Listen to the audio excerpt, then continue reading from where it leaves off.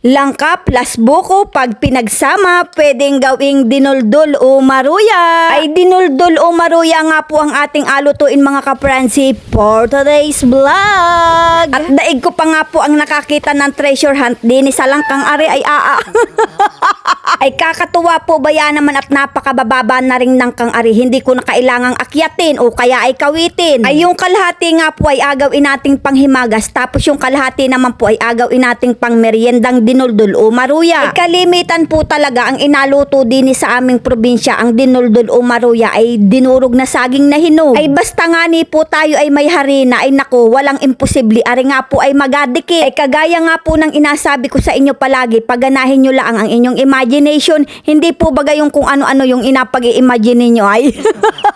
Pinarosa-roso, ano daw?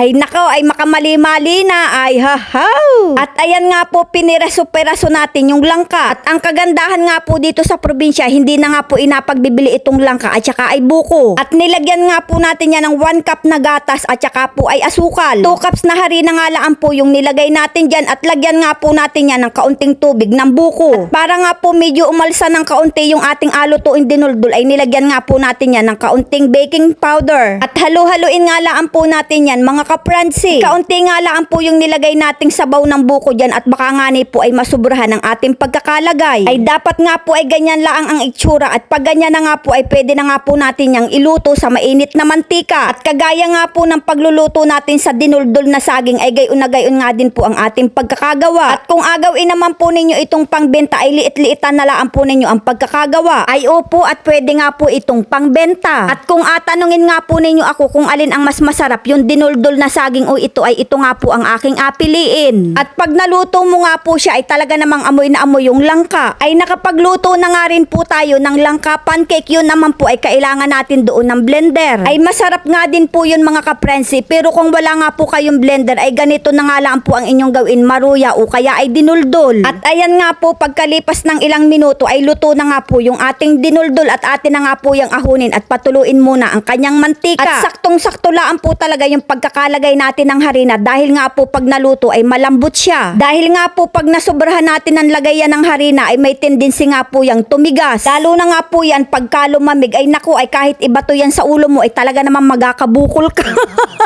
Ay hindi naman po yan kagaya ng tinapay na kahit tumigas ay pwede mong isawsaw sa kape. At ayan nga po, luto na lahat ang ating dinuldol o maruya na langka with buko. Ay talaga naman pong hindi yan tinipid sa langka at saka ay sa buko. Kaya naman mga kapransi, ano pang inaintay natin dyan? Sakmala na!